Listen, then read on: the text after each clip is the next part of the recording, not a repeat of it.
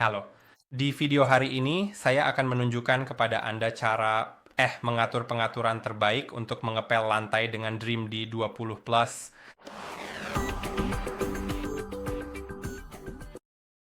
Pertama, mari kita bicara tentang mode-modenya. Jika Anda klik pada custom, Anda bisa mengaturnya ke pel atau vakum dan pel, dan ada perbedaan di antara keduanya. Vakum dan pel dalam banyak kasus lebih baik karena alat ini memvakum sambil mengepel, jadi itu membuat semuanya lebih bersih. Jika Anda hanya mengepel di lantai yang berdebu, itu akan menyebarkan debu kemana-mana, dan itu tidak akan menjadi cara membersihkan yang efisien. Kecuali jika Anda sudah memvakum sebelum mengepel, maka Anda mungkin ingin mengatur ke mode pel untuk satu alasan khusus. Opsi pel sebenarnya memungkinkan Anda untuk mengatur route intensif yang akan melakukan jalur yang lebih padat untuk membersihkan dengan lebih efisien. Jadi Anda mungkin ingin melakukannya. Tapi itu hanya tersedia di opsi pel, jadi pastikan untuk memvakum terlebih dahulu. Saya akan membiarkannya di mode vakum dan pel.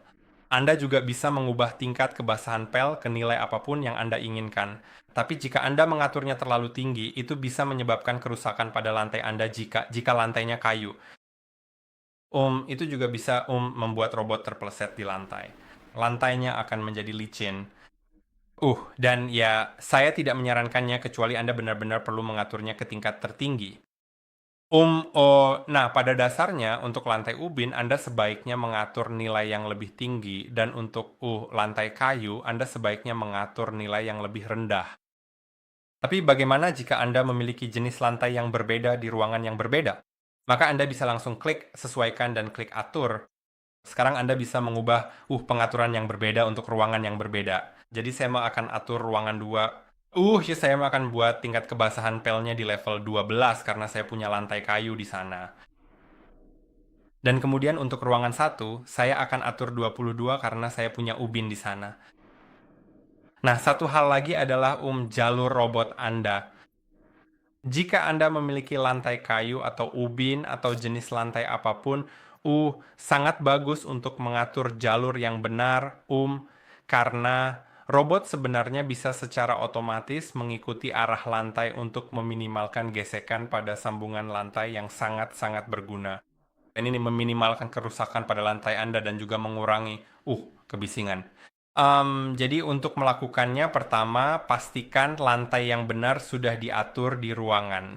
Saat Anda mengeklik tombol pengeditan peta, Anda dapat membuka jenis lantai, lalu pilih ruangan yang ingin Anda edit. Saya akan memilih ruangan nomor 2 terlebih dahulu, dan saya akan mengaturnya ke lantai vertikal. Anda sekarang dapat melihatnya memiliki penyelarasan vertikal.